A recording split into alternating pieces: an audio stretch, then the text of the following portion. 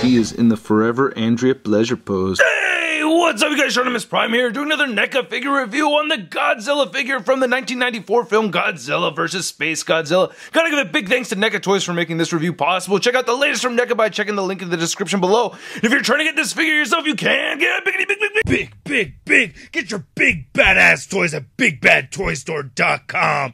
Click the link in the description below. So we have Godzilla in this clamshell packaging, very cool. I have no idea what that says right over there. There's Godzilla, and on the back you get this big picture of Godzilla stomping through the city, looking pretty awesome. Anyway, let's get to it and crack this thing open. So here's Godzilla out of the packaging, and this is a very cool figure. I really like this design for Godzilla. It's reminiscent to the original Godzilla, but it still has a modern take to it. I really like this a lot, and I think NECA's doing great with these figures over here. Very nice sculpt and a lot of really cool articulation. Now, one thing to mention is that the tail did come detached in two separate pieces, so it came like with this separate from this one. I think this one was supposed to be attached, but it was rattling around in there, and I don't know, it just plugs right in there. It's not too bad. Then this guy right here, this is the bendy tail section of the figure, which is really nice. I love the bendy tail. Then you just plug that right in there very easily. So here's a look at the head sculpt, and I like it. I think it looks pretty damn cool. I like how the eyes came out a lot. I like that they got that detail with the red around the pupil areas. I think that's very nice. I like how the nose looks and everything. Pretty cool looking head sculpt. And you can see the teeth over here that look really nice. Yeah, I like those chompers. And you can see that they painted the tongue and everything inside there. That looks really cool. And he's looking at the back of his head, and here are the spines. They're made out of very soft, pliable material over here, so you don't really have to worry about them breaking. You can see they have this cream color over the light blue, which is going over this black section. I think those look very, very cool. And he does have the 3 rows going on, which I think look nice. So that looks pretty cool. I like that. And then this just gets a little out of position due to the waist articulation over there. They even painted this small row of spines right over here, light blue, and you can see all the spines going all the way down to the tip of the tail over there. Pretty nice. Not bad sculpt at all. I like it a lot. Looking at the rest of the figure, it looks pretty cool too. I really like that it has this glossy look. Gives it kind of this amphibious kind of look to him. I think there's a lot of nice sculpted detail in here. Even sculpted those Godzilla armpits over there. But yeah, looking at his hands over here. Now, I'm not sure if his hands are supposed to be this light color blue. I would have preferred maybe a, I don't know, kind of like a yellowish kind of color for the fingernails, but oh well. Then looking at the legs and the hips of the figure look very nice too. There's this Godzilla gut.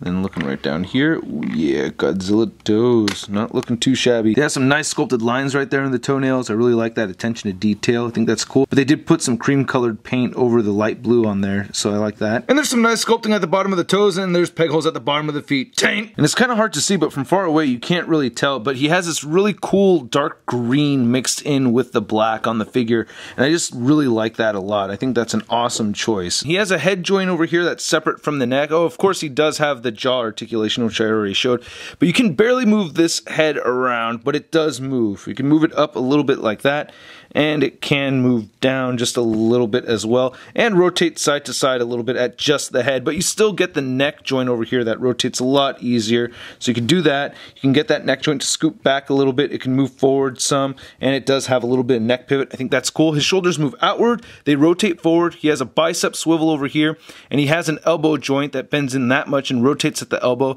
Getting this guy out of packaging, I think the arm or the bicep section was backwards on mine, so you want this little angled section kind of facing towards the inside of the elbow, you know what I mean? So anyway, it rotates at the elbow. He rotates at the wrist and hinges up and down at the wrist, and then we get finger clamping action. That is so, this guy keeps popping off, but you get some finger clamping action over here, which I think is super cool, man. I'm very, very happy to see that.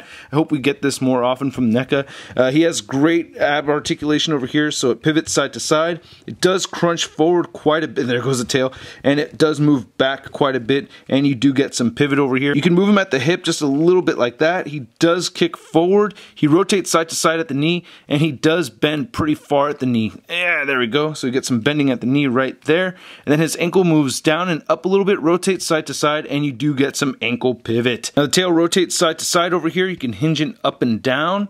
And yeah, so now I'm getting it to stay, but then it just keeps wanting to pop off. And then you get 1, 2, 3 different points of articulation at the tail over here, so it rotates and moves around. These are all on ball joints, same thing over here. Then you get this one over here, and then from here over, it's a bendy wire, and I really like that a lot. And the bendy wire stops right about here, so it goes pretty far on the tail. I dig that. So this Godzilla stands just under 7 inches tall, and measuring him from nose to tail, he's at about 9.5 inches across. And here's our 94 NECA Godzilla compared to NECA's 2014 Godzilla and the SH Monster Arts 94 Godzilla. And here he is next to the Marvel Legends Big Time Letdown Spider-Man. I had to add this effect from the SH Monster Arts Godzilla, and it does look awesome. I think this is a very cool figure. One gripe though is that the back end of the tail just keeps popping off on me as soon as I start moving it around a lot, but once you have it displayed, it'll stay fine. Other than that, I think this is a great piece, and I hope you guys liked my video. If you did, please hit the like button, leave a comment, don't forget to subscribe, and check out toynewsci.com for a full photo gallery of images from this review. I'll catch you guys later. Peace.